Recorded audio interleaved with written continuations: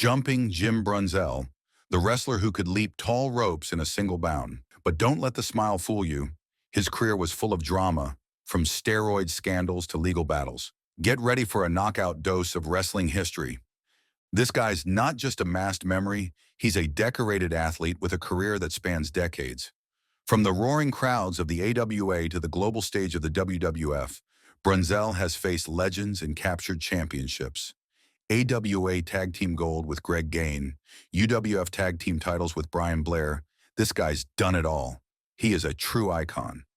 While Brunzell is widely respected in the wrestling world, he hasn't escaped the controversies that often plague this industry.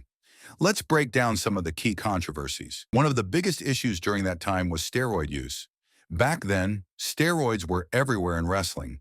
Wrestlers used them to bulk up and stay competitive in an industry where looking larger than life was practically a requirement. While Jim Brunzell hasn't been directly caught up in any major scandals about it, he's been pretty open about the drug culture that existed in wrestling during that time. In interviews, he's talked about what it was like back then. It's hard to say if he used steroids himself, but it's clear he was part of a world where they were common. Of course, when most people think of Jim Brunzell, they remember the Killer Bees, the tag team he formed with Brian Blair. These two were a great team, quick, skilled, and full of energy. They had a unique gimmick too, using masks during matches to confuse their opponents. Fans loved them, and they were consistently entertaining. But here's the thing. A lot of fans and wrestling historians think the Killer Bees never really got the push they deserved. They were good enough to win the WWE Tag Team titles, but that moment never happened. Instead, they were always the team just on the edge of greatness, but never quite breaking through. Eventually, the team broke up, and both Brunzell and Blair went solo. Unfortunately, their singles careers didn't reach the same heights as their time together as the Killer Bees. It's one of those what-if stories that wrestling fans can't help but wonder about. What if the Killer Bees had gotten that big push? Would their careers have been different? We'll never know. Now, not everything about the Killer Bees was smooth sailing. Rumors have floated around for years that Brunzell and Blair didn't always get along, especially later in their careers. There were reports of some tension between them, mostly about their bookings and how things were being handled behind the scenes. It's not uncommon for tag teams to have disagreements. After all, they're together constantly, in and out of the ring. While it's unclear how serious these issues were, it seems like they've moved past it. These days, they still appear together at conventions and autograph signings, so whatever friction they had back then doesn't seem to be a problem anymore. In 2016, Brunzell made headlines again, but this time it wasn't about wrestling. He was part of a class action lawsuit against WWE, along with several other former wrestlers. They accused WWE of hiding the risks of traumatic brain injuries and claimed they had suffered long-term health problems because of their time in the ring. It was a big deal, as it shined a light on how much physical punishment wrestlers go through and what it can cost them later in life. However, the lawsuit was dismissed in 2018, so nothing really came of it. Still, it sparked more conversations about the toll wrestling takes on performers and how the industry should do more to protect its stars. So what's Jim Brunzell up to now? After retiring from wrestling in 1999, he's been living a much quieter life. He's back in his hometown of White Bear Lake, Minnesota, where he grew up. It seems like he's really grounded there, staying close to his roots and being part of the community. After wrestling, he switched careers and went into sales. He hasn't shared much about what exactly he does, but it's clear that it gave him stability after leaving the chaos of wrestling behind.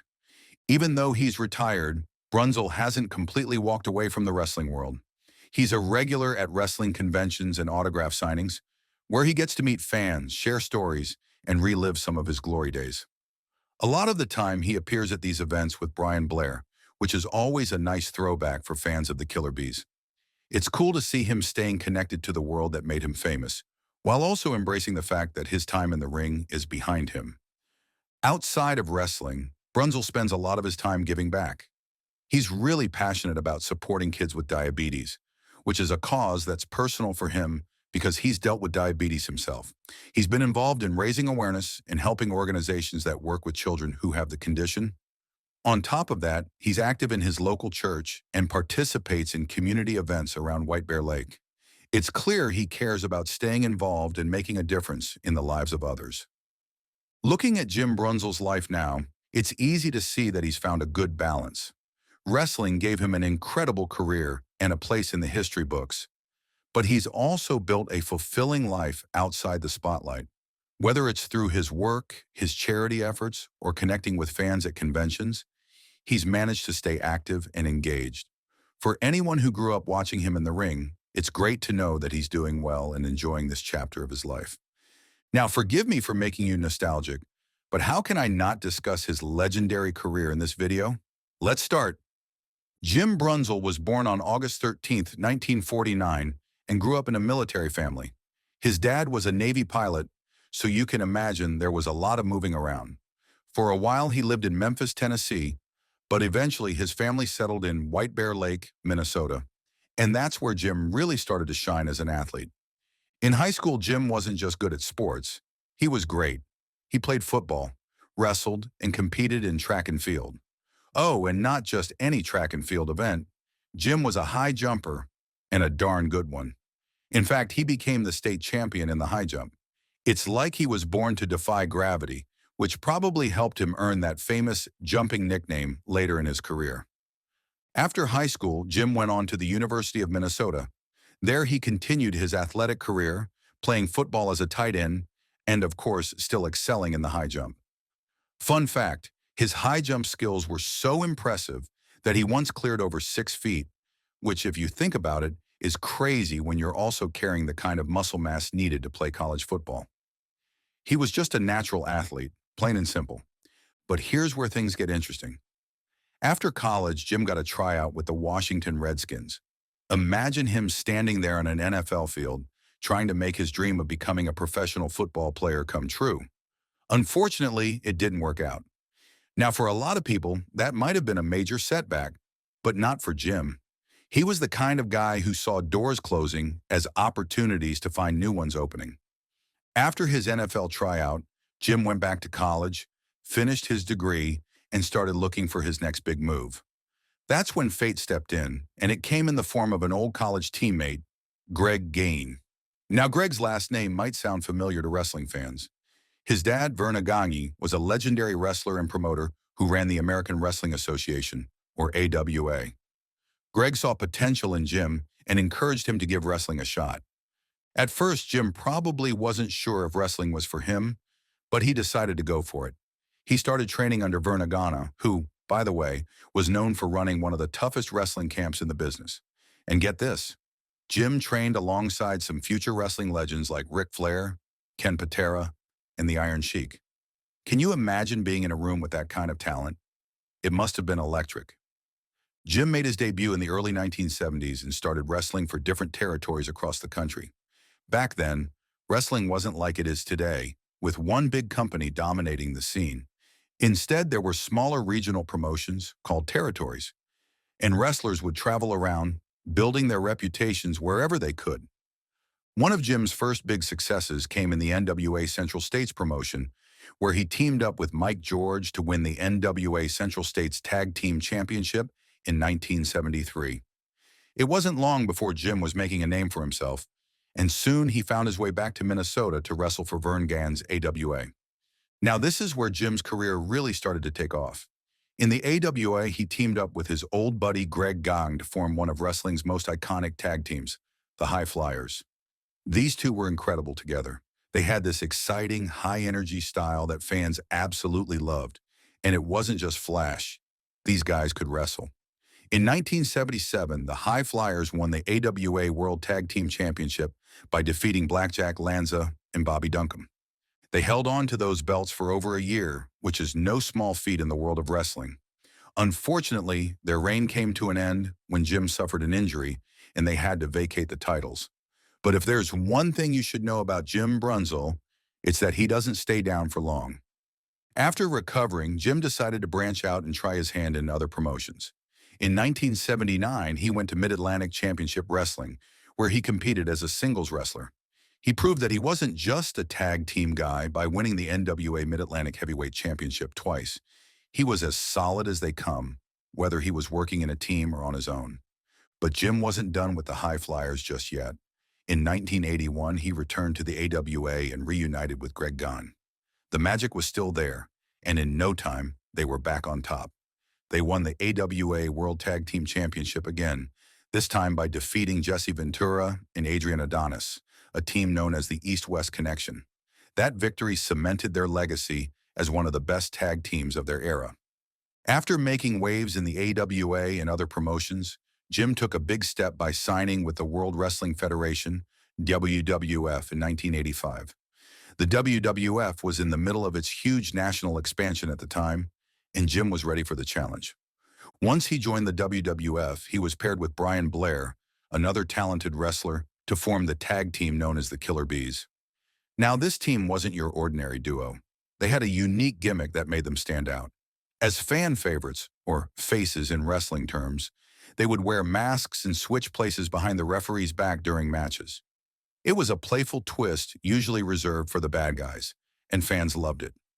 The Killer Bees had some solid success in the WWF, going up against legendary teams like the Hart Foundation and the Funks. Yes, Jimmy Jack Funk and Hoss Funk. One of their standout moments came in front of a massive crowd of over 74,000 fans at the big event in 1986, which was one of the largest wrestling shows at the time. And who could forget their match at WrestleMania 3 against Nikolai Volkov and the Iron Sheik? That event itself was iconic, with over 93,000 people in attendance, and the Bees were part of it. They also picked up a win at the very first Survivor Series in 1987. Despite all the buzz, pun intended, they generated, the Killer Bees' time together came to an end in 1988. The WWF management decided to split them up behind the scenes, and their last match together was against the Young Stallions that summer. After the split, Jim transitioned back into singles competition. While he was no longer in the tag team spotlight, he still had plenty to offer. In late 1988, he began a series of matches with Curt Hennig, who was just starting to establish himself as Mr. Perfect. Jim didn't win those matches, but he held his own and reminded everyone why he was one of the most technically sound wrestlers around. He also had memorable encounters with other rising stars like Terry Taylor and King Haku. Even though Jim wasn't getting the biggest wins, he still showed flashes of brilliance. His dropkick, in particular, was one of the best in the business. In one match against Macho Man Randy Savage, Jim hit him so hard with a dropkick that Savage ended up with a bloody mouth. That's the kind of intensity Jim brought to every match, even when he was being used as what's known in wrestling as a jobber to the stars, a wrestler who loses to help build up others. Jim continued to wrestle sporadically through 1989, picking up a few wins here and there, but mostly working to elevate newer talent. In 1990, he returned full-time to the WWF and even scored a televised win that summer. By then, his Killer Bees days were far behind him, and he adopted a new look with tie-dye trunks and a new theme song. While he was no longer a top star, Jim's reputation as a reliable and respected veteran kept him on the roster. In 1992, Jim had a brief but exciting run, teaming with Owen Hart after Owen's previous partner, Jim Neidhart, left the company. Together, they picked up some big wins against teams like the Beverly Brothers, showing that Jim still had plenty of fight left in him. He even faced Ric Flair in a non-title match during the build-up to WrestleMania 8. How cool is that? Jim's time with the WWF finally came to an end in 1993. His last televised match was against Damien Demento on Monday Night Raw. By that point, Jim had transitioned into more of a mentor role, helping to bring up younger talent. After leaving the WWF, Jim stayed active in the wrestling world, competing on the independent circuit and working with smaller promotions. He even reunited with Brian Blair to reform the Killer Bees, now wrestling under the name Masked Confusion. Together, they won the tag team titles twice in Herb Abrams' Universal Wrestling Federation. What's so great about Jim Brunzell's story is how much heart he brought to everything he did. Whether he was flying high with the Killer Bees, helping younger stars get their footing, or just delivering one of his picture-perfect drop kicks, Jim gave it his all.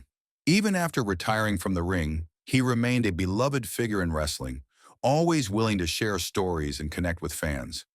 And that's the story of Jumping Jim Brunzell, a guy who may not have always been in the main event, but was always a mainstay in the hearts of wrestling fans. If you've got memories of Jim or want to share your favorite Killer Bees moment, Drop a comment below, and don't forget to like, subscribe, and stick around for more wrestling history. Thanks for listening, and I'll see you next time.